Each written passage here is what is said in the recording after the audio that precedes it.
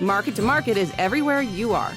Subscribe to Market on YouTube, find us on the PBS video app to stream on demand, and add our 3 podcasts on your favorite podcasting app.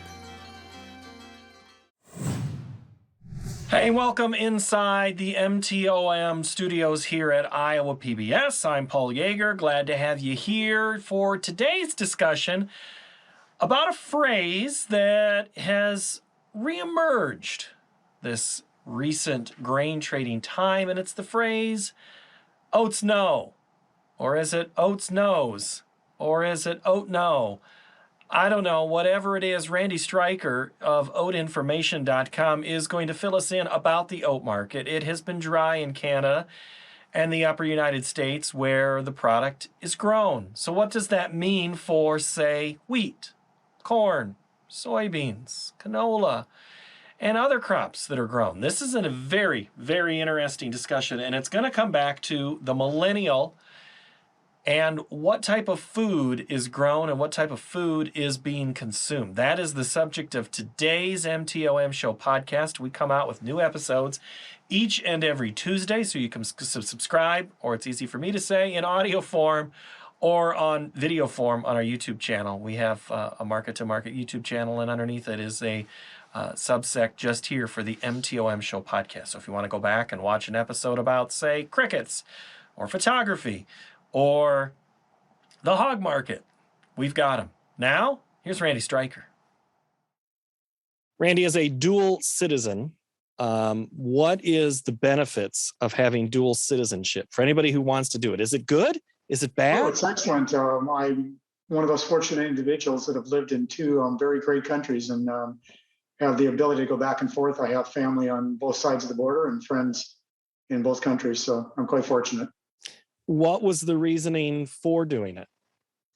Well, I'm born in Canada, but my parents immigrated to the United States in the 60s, and then I stayed until my senior year in Canada, and I went back to Canada to play hockey, really, and then developed a family in Canada, and came back to the U.S. and worked in the grain industry for a while, then went back to Canada, and now I'm back in the U.S.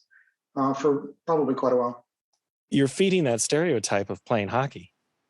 Yeah, it's in those days back in the 70s, if you wanted to play good hockey, you went to Canada. So yeah, I left in my senior year, and I went to play junior hockey in Canada. So where was that? Ontario, Manitoba? No, Selkirk, Manitoba. It was with the Selkirk Steelers junior team, and then the Selkirk Fishermen. So okay, yeah. Those are great team names. It was a really great experience. It was so different than when I had experienced playing high school hockey in Minnesota. The pace was faster, players were bigger, skill levels were much higher. So for me, it was a pretty big deal at the time. What position? Goalie. Oh, okay. Yeah. Goalie. Yeah. There is an old story that one of my old bosses, and I've told it before on this podcast, and I'll say it again. There was a couple of guys who played linebacker in the NFL who said their most stressed day was their first day in the trading pits. And these are guys that played linebacker in the NFL. Did playing goalie or playing hockey at the level above high school get you ready for the world of trading commodities? Yeah, I think to a certain degree, you learn how to handle stress at a much higher level. Things were moving much quicker. Having been in the pits a couple of times, it's pretty crazy down there. So yeah, I know quite a few guys actually that have done that. Have gone from one to the other, and it's different. And it was the same for me. So it's a different world down in the grain pits. Unfortunately, we don't have them anymore. Everything is electronic now, and that's really kind of unfortunate. So. You're stuck to studying technical charts versus another trader in the pit to figure out where they're going. Yeah, unfortunately, I was trained when I traded grain for some about 84, late 70s into the late 80s. So I'm quite used to it. And I was trained both technically and fundamentally. So it was kind of easy to flip back and forth. Well, how'd you get started in it in the first place? I was going to university in Canada, and I just got married, and I needed a part-time job, and I saw an ad in the paper. I'd been working and doing some payrolls at a grain elevator just outside of Winnipeg, and I saw an ad for logistics coordinator. Had no idea what it was. didn't know what a grain trader was, and I applied and got the job. And fortunately for me, I stepped in, and within a year, I was in the trading department, and a whole new world opened up to me, something I never knew existed. So, and for me, it's been an incredible career of both trading grain, managing grain companies. In fact, I managed the biggest grain company in Canada, XCan Grain at the time. And I've been an analyst, had my own company, Oat Information, for roughly about 25 years. So. But you didn't start in oats, did you? No, but I was fortunate when I started in the when I became a full trader. I actually started the oat trade between Sweden and Finland and the United States. So I made those first couple of trades. It kind of opened up the door. And just as I was starting the free trade agreement, there was tariffs removed. So the trade flow between Canada and the United States increased significantly. So I stepped in to the oat market at a time when it was really essentially brand new. There was almost no exports, very little trade between the two companies. And now Canada's largest exporter of oat products in the world, probably the second largest oat milling industry behind the United States. So I'm fortunate. I got started at a very early time. I developed a lot of contacts, a lot of information. So for me, it worked out just ideally. And then I stepped up from trading right into doing market analysis. At the time I started this company in the late 80s, early 90s, almost nobody was doing oat analysis. Everybody was doing corn, soybeans, canola, barley. So for me, it was quite fortunate. I had the expertise and the contacts and the knowledge. So I stepped in, and right now we're pretty much the only people in the world doing it at this level. So, well, I'm not asking you to name names of these companies, but you do work with a lot of big companies that might have an interest in oats, right? That's kind of who. Virtually every major miller in the world is our client. A lot of the major food companies are our clients, governments, private industry, funds, specs, brokers, traders, anybody that touches on oats pretty much comes to us, because we are really the only company doing in-depth analysis on the oat market. And we essentially do it from farm gate to consumer. And we do not only a daily and weekly newsletter, but we do a lot of consulting work for companies that want to build new mills, expand their markets. So again, it's kind of a niche market, and it's fortunate that we just got a hold of it years ago. And it's something that we are fortunately, we really do dominate globally. So how big is your company then? There's 6 of us around the globe. What would have taken probably 15 people, 6 can do now. The technology is astounding. Databases, global connections. We can be virtually anywhere in the world and do our jobs. So it's a whole different world. You just don't need the amount of staff that you had prior years. And the amount of how quick things transpire from making a trade to writing analysis. You can write a lot of it from wherever, as long as you have a keyboard.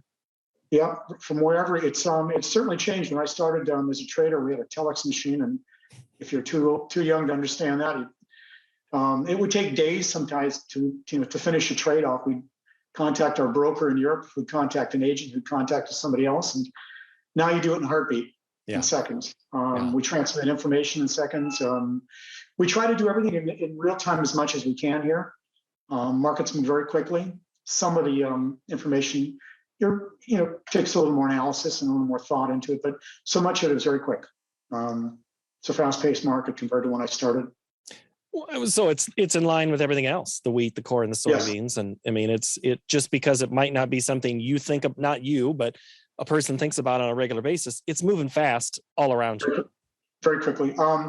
Cash markets never used to move this quickly. Now they do just as quick as the futures markets. So it's a really a different world than when I started trading. Why is that? I mean, not why is it different? Why is it moving so fast? Just the pace, the movement of information, the speed of it. The old days, we'd have to pick up a telephone. We might have to go down to the trading pits. You might be lucky to see a client once in a while. Now you're in contact with clients almost nonstop. In fact, we constantly have information moving because we can set things up on delayed movement of information. It's almost 24 hours a day. It just never stops. Futures markets, we've got extended hours. We have night trading. We never have in the past. So information moves constantly, nonstop. You mentioned the niche. How niche is this market now? Where are we at for bushels compared to when you started in the late 80s with your own company? Well, if you go back to the 70s or even the 80s, oats were one of the major 6 grains and oilseeds. It's probably still classified in there. The commercial trade of it was very small, but a lot of it was fed on farms. So essentially, you had a very large volume commodity, and certainly not corn or wheat, but large by comparison. At one time, we were exporting maybe 50,000 tons of oats to the U.S. Now we're exporting probably about 2.1, 2.2 million. We milled about maybe 25, 30,000 tons in Canada. We now mill 1 million tons.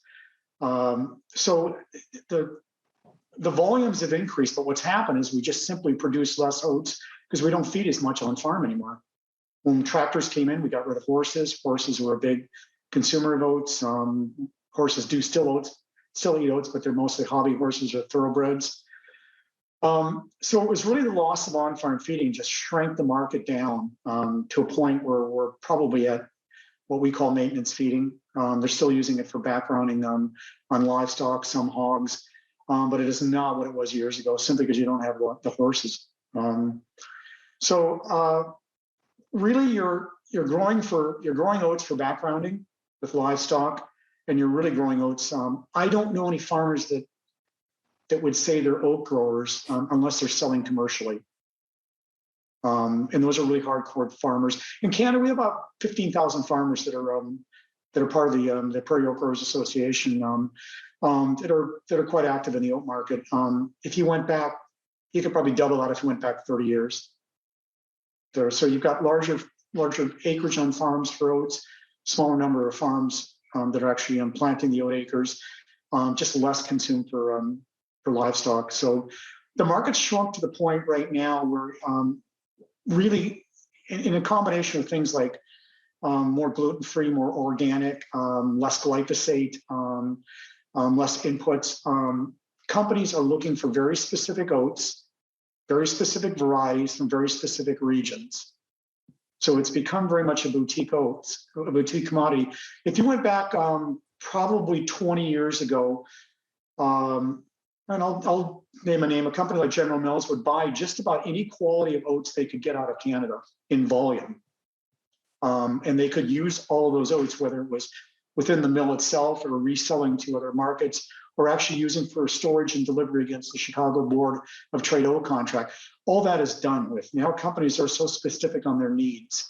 They need either gluten-free, organic, they don't want glyphosate in it.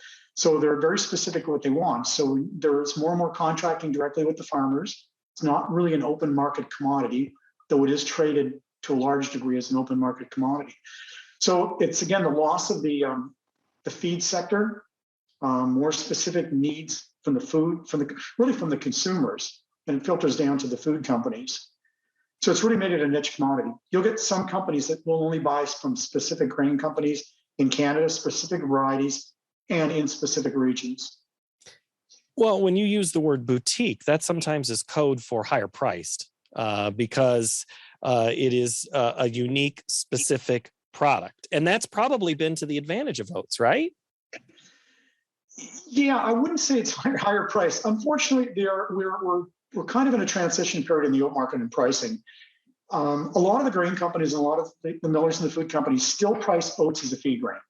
They'll look at wheat and they'll look at corn and they'll look at barley and they'll try to compare it, the old way we used to do it. So from that perspective, oats are probably on an average underpriced. But the dynamics are shifting as companies want more specifics, glyphosate-free, gluten-free, specific regions. They're having to pay premiums. So when you say boutique, yeah, it could imply higher prices, but it certainly doesn't. What you're seeing this year in the oat market is in all-time highs, exceptionally high numbers. Oats are still used and are still priced as a feed grain. It's slowly moving away from that. A lot of it has to do with the fact that companies don't hedge oats anywhere near as much as they did in the past. In fact, 2 of my major clients in the U.S. that are oat buyers no longer use the Chicago Board of Trade as an oat hedge. Straight up contract? Yeah, flat price contract. And yet, if you run the correlations between cash and oat futures, they actually correlate quite well. But the problem is volumes. And the problem is that the predominant traders in those pits are really fund specs, and they're using algorithms, and those are proprietary, and they've changed the whole game around. So as a hedging mechanism, it no longer works. So companies have looked at flat price, which has brought you to more contracting, which has now made it more boutique. Higher price, I would say on an average, no. Well, and that goes back to the root of why we're even talking here, Randy, is because the price has gone up to a level that we just haven't seen in a while. But I think what you're trying to tell me is, yeah, that price is there, but there's not many people buying at that price because there's big contractors or big end users that have bought already at probably a lower rate because they've locked in. So that price, is that price misleading then to say that? The price is accurately reflecting supply and demand. And we're going to have record low ending stocks in both Canada and the United States. We've got about a 35% drop in total supplies, about 40% drop in production in Canada. So these numbers are real. Yes, the millers bought forward contract, which they normally do. It's not unusual for the U.S. companies in a normal year to contract upwards to 500,000 metric tons from the Canadian farmers before we even seed it. So forward coverage in the oat market is very common. What made it easier is when you could hedge it. With less hedging, it becomes more risky. So the millers on paper did have a lot of oats contracted. A lot of farmers had to buy out of their contracts. So now you've picked up the money side of it as a food company, you still have to physically buy oats. I would say right now, and I ran a story last night about the Minneapolis Duluth Superior oat stocks. They've probably got enough or over last year's numbers, even given the drought and the sharp reduction in supply. So the millers can probably, last probably till midwinter, maybe a little later in the winter. Come springtime, in the summer, they're going to have to buy oats and they're going to have to belly up. And that's when the price is really going to hit hard home. So we're seeing right now oat prices in Canada about $8.50 Canadian dollars per bushel. Unbelievable numbers. We're used to seeing 2.5, maybe 3, maybe 4. I've had old oat buyers tell me there's no way they'd ever say $4 to bid on oats. Now companies are bidding $8. So, and say four, they wouldn't even pick up the phone. No, they wouldn't pick up the phone. They never say that. So it's they never say. It was really funny. I had one of my a gentleman I work with on a consulting side is both a farmer and he was an oat buyer for one of the bigger grain companies in Canada. He said I'd never pay $4 for oats. And he called me the other day and said he just sold a truckload of oats for $8, which I found kind of humorous. So I said, you do understand the word hypocrite, right? So the numbers are real. They're going to hit home a little later. The millers can sit back a little bit. On paper, and we've been banging the drum on this, Paul, on paper, we have enough oats in North America to fill the commercial oat demand. And I stress the word on paper. The problem is that historically, most of the oats are bought in about a 200, 350 mile radius if you put a pin in Saskatchewan. The rest of those oats are scattered across Canada, across the US. So it becomes, on paper, you have enough oats, but it's a logistics challenge. Trying to get enough of those oats in place so that you can get them to the place that needs them. So if you look at the US side of the border, not a lot of companies normally handle oats at their elevators in either North Dakota, Minnesota, South Dakota. So you'd have to go to a grain company and say, that doesn't handle oats, I need to buy, 40,000 bushels of oats. That's a whole, you're looking at a whole different shift in strategy. Do they want to handle it? Do they have the capacity? So now there's a big challenge of trying to find those little pockets of the on paper enough oats. You mentioned on paper, is that we talk about that in corn and soybeans with what USDA says on paper. Is it the same for oats? Well, it's when you put your supply and demand estimates together based on government, estimates of what the crop size is. We look at what the use side is, and we come up with the numbers. So, unfortunately, I think when the original survey was done with Canada, they used satellite technology, which they've been testing, and this is the first time they've used it. So, the yield numbers may change. They could change significantly, or be a minor change come December. I think 4th or 5th when the new estimates come out. So my guess is we may be on the high side on our estimates right now. because when they actually physically survey the farmers, it may not be what the satellite technology showed us. So we're kind of in an unknown area here right now. And if it comes in any lower, quite frankly, I'm not sure if they drop the yields by 1 or 2 bushels. I mean, it's not going to matter. We're short oats. There's still room on paper. And I use that word on paper, and we use it frequently. We do it with quotation marks because it's that same logistics challenge. You're going to have to go to every nook and cranny to find them. In Canada, we're used to going to a grain company overnight. You can buy 30, 40, 50,000 tons of oats overnight. You won't be buying that kind of volume now. It'll be, more farmers they have to hunt down. But I just got 2 emails today. I got, it was from U.S. companies, and what they indicated to me was they, were talking to farmers in harvest time in the U.S. in the summer, and essentially they said they had no oats, and all of a sudden they've found oats. So my guess is we're going to see the same thing in Canada. Farmers, in my experience, rarely sell in rising markets, and rightly so. You get a bump down in here, and seasonals point to higher, toward the end of November. Come January, cash flow becomes, more of an issue. Seasonal trends could potentially kick in. At some point, the millers will back away. I don't know when it is, probably the springtime, as they anticipate the potential for higher production numbers. They'll stretch out as much as they can. The dynamics could change here, but right now the farmer's in control.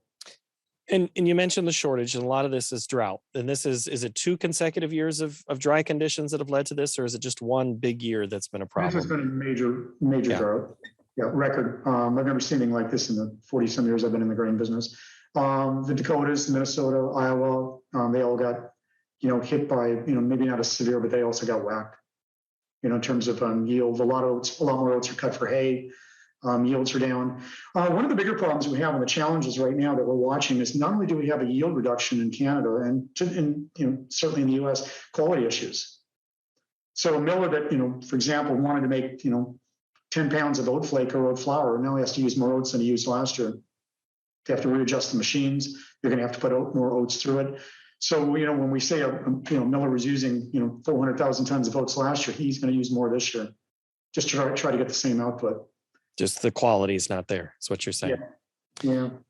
Okay. You mentioned major drought, quality changes. I've had 2 or 3 people a week, it seems, ask me about. I just had a conversation with a gentleman yesterday or Monday who asked, well, should I start growing oats? And I'm just like, that's a really hard thing.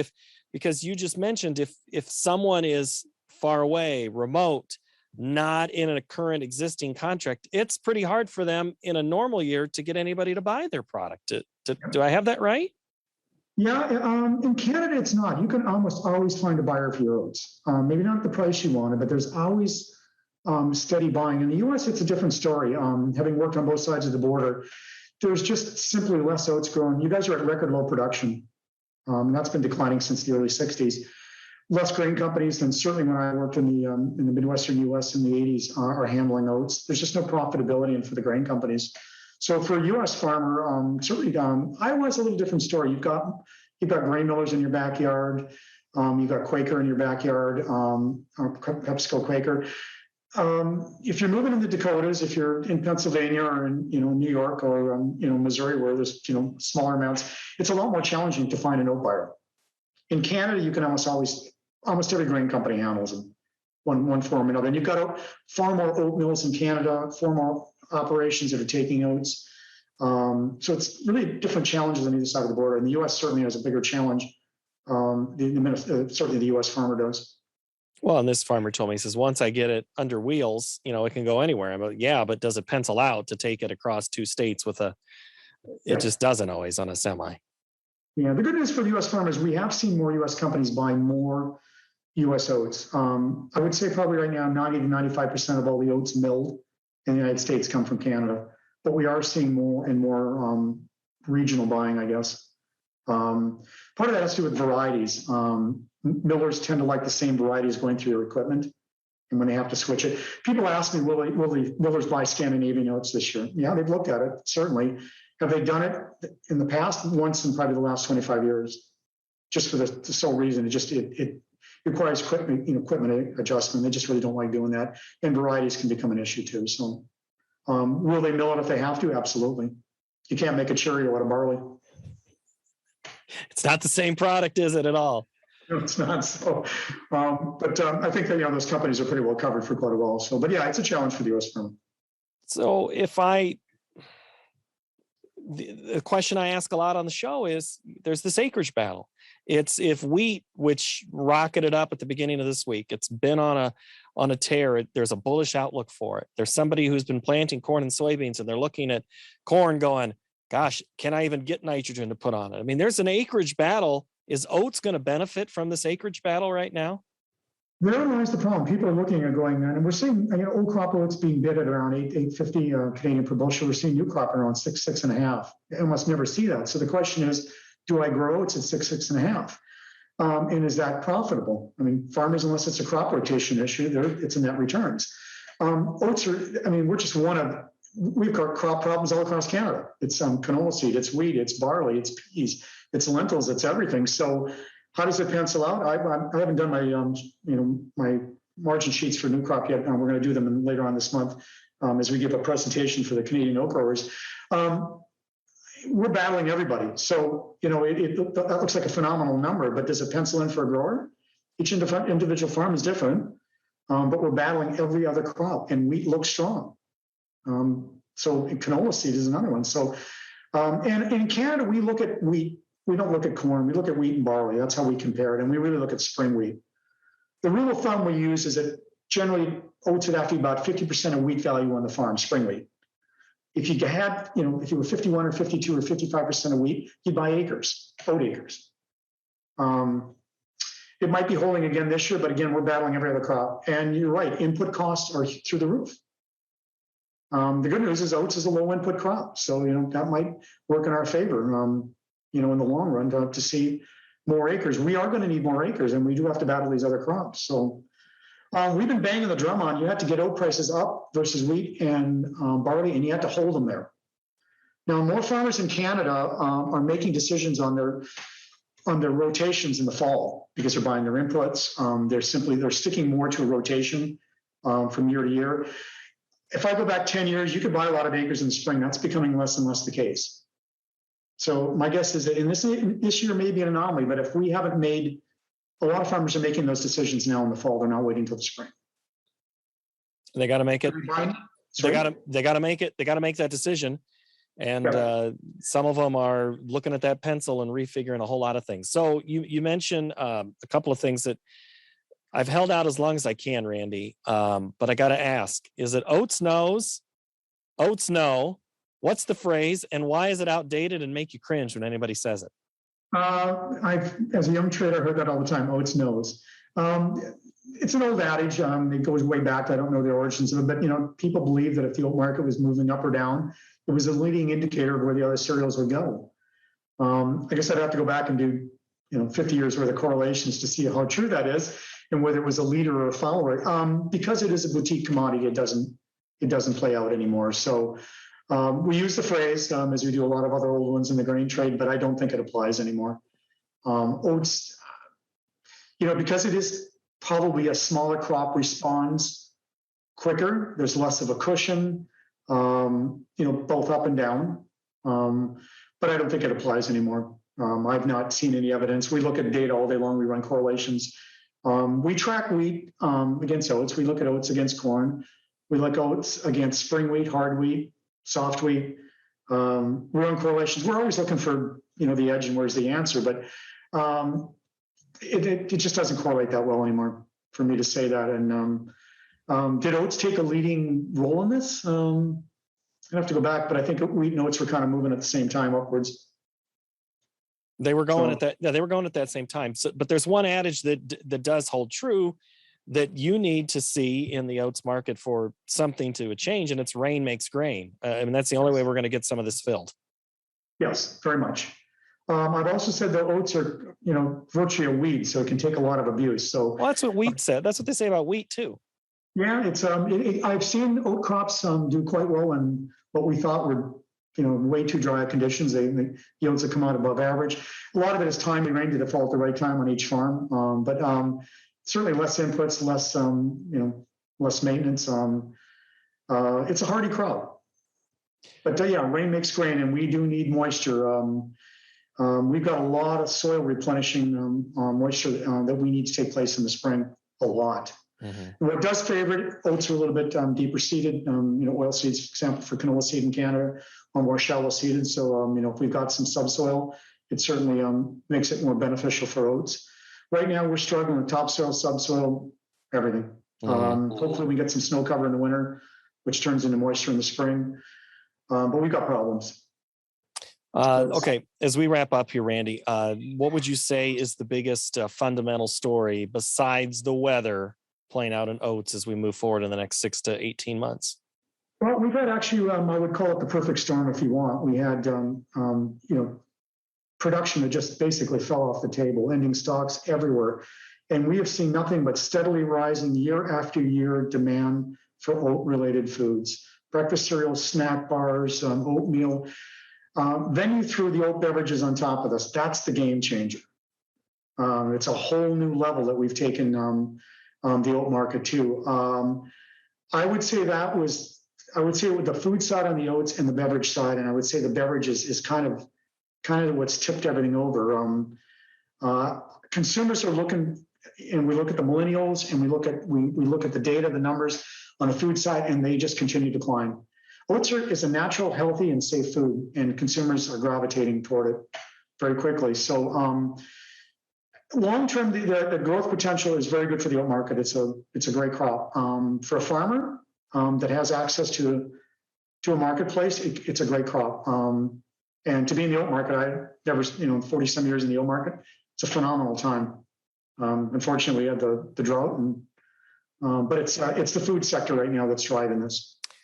Is this a little bit of an indicator, maybe for the corn and soybean folks, about when you talk about the safety of the grain of the product and the healthiness of it? I mean, there's a lot of people who look with a